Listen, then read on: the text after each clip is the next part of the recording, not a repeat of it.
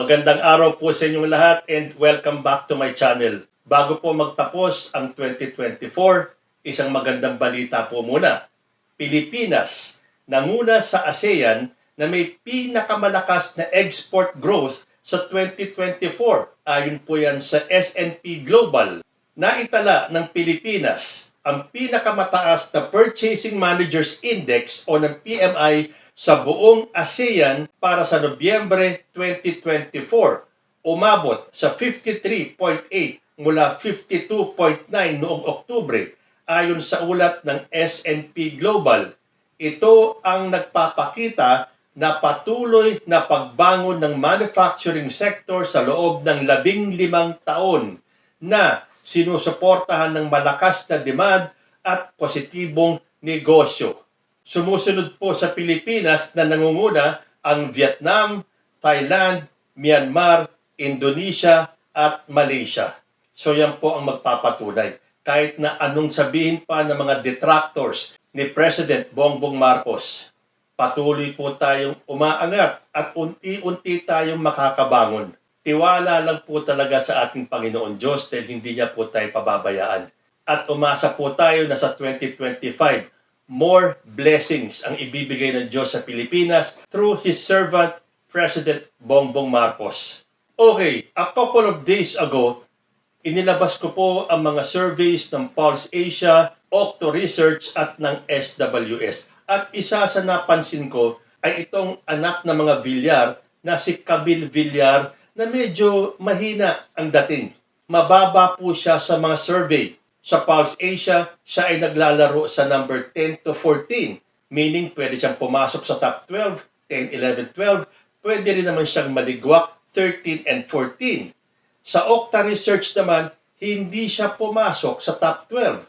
At sa latest na SWS survey, katay pa niya si Bato de la Rosa at si Amy Marcos sa slot na 12 to 14. So, alin sa kanilang tatlo ni Bato sa ni Amy ang pwedeng pumasok sa top 12, pero kung mamalasin, number 13 and 14, meaning ligwak na po sila sa 12. Bakit kaya? Mukha namang mapagkakatiwalaan itong si Camille Villar. Maganda, mukhang disente, hindi mukhang mataray tulad ng kanyang ina, at mukhang may promise. Pero bakit mahina siya sa survey? Hanggang sa nabasa ko itong post na sinabi di umano ni Cynthia Villar. At sabi ko, marahil ito ang isa sa mga dahilan kung bakit inaayawan si Camille Villar ng mga botante. Bukod po kasi kay Camille Villar na tumatakbong senador, ito pong si Senator Cynthia Villar ay magtatapos ng term at tatakbong representative ng Las Piñas. Ang ikinawindang ko, itong kanyang garapalan na statement. Dahil ilang beses na po tayo nakapanood ng mga video clips nitong si Cynthia Villar. Isa na yung parang minaliit niya yung ating mga nurses, yung clip na dinuduro niya yung security guard, at kung ano-ano pa. Nababansagan niya na mata pobre, mapagmataas, nang hihiya itong si Cynthia Villar. Ewan ko nga ba kung bakit ito ay binoboto pa ng taong bayan para makaupo sa Senado. May balak po yata kasing mamigay ng lupa itong mga Villar. Pero lumalabas na magbibigay sila ng lupa kapalit ng boto para sa mga Villar na tatakbo sa darating na eleksyon sa Mayo. At ngayon pa lang, hindi pa man botohan, nanunumbat na agad itong si Cynthia Villar. Ito po yata ay nasabi ni Villar sa isang pagpupulong kung saan kaharap niya ang mga residente ng Las Piñas kung saan balak nilang mamigay ng lupa. Pero yan palang pamimigay ng lupa na yan kung matutuloy ay may kapalit na boto. At kung hindi mo sila iboboto, wala kang lupa. Or kung naibigay na sa iyo yung lupa, ay baka bawiin pa. Sa madaling salita, dapat kayong tumanaw ng utang na loob kung sakaling mabigyan kayo ng lupa at kailangan nyo talagang iboto ang mga Villar na tatakbo sa 2025. Sabi po ni Cynthia Villar, malalaman naman namin sa eleksyon kung tatanawin ninyong utang na loob ang pagbibigay namin ng lupa sa inyo. Alam niyo, nung nabasa ko tong unang sinabi ni Cynthia Villar, pakiramdam ko, garapalan naman masyado ito. Ganito ba tong Cynthia Villar na to?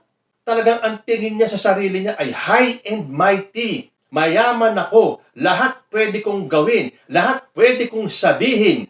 So, ibig sabihin, kung kayo ay mabibigyan ng lupa, kailangan tumanaw kayo ng utang na loob at iboto ang mga Villar na tatakbo sa eleksyon. Sabi pa niya, sana ipakita niyo sa amin na kami ay susuportahan ninyo sa darating na 2025 election. Kasi pag hindi nyo pinakita sa amin, baka magbago ang isip namin tungkol sa pagbibigay sa inyo ng lupa. Naku, walang yaan na talaga to, no? Talagang derechahan na. Kung hindi nyo kami iboboto, baka magbago ang isip namin kung bibigyan namin kayo ng lupa o hindi. Ano to, vote buying? Sa bagay, lupa yun.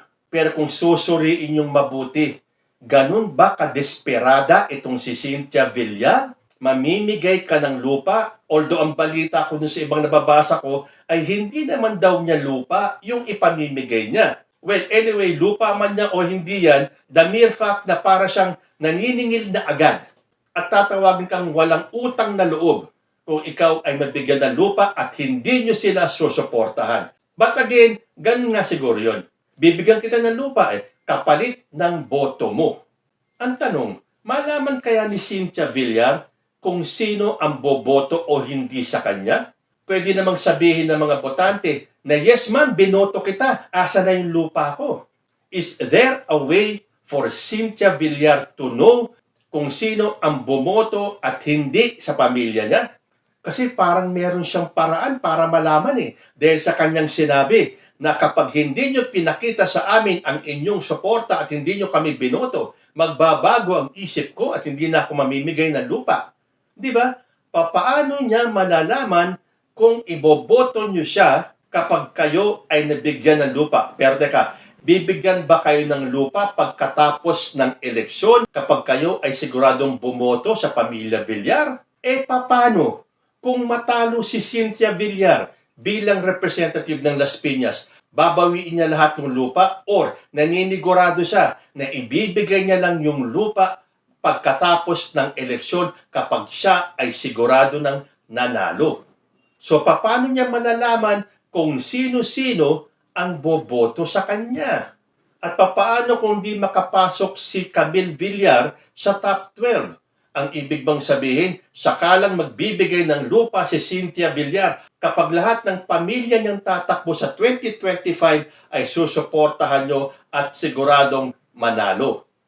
Dahil kapag hindi nanalo, ibig sabihin, hindi nyo sinuportahan. Después, kung hindi sila nanalo, wala kayong lupa. Ganun ba? Kagarapal itong si Cynthia Villar? I'm sorry, pero wala po kasi akong ibang salita na pwedeng itawag dito sa sinasabi ni Cynthia Villar. Pero ito ba ay totoong sinabi niya?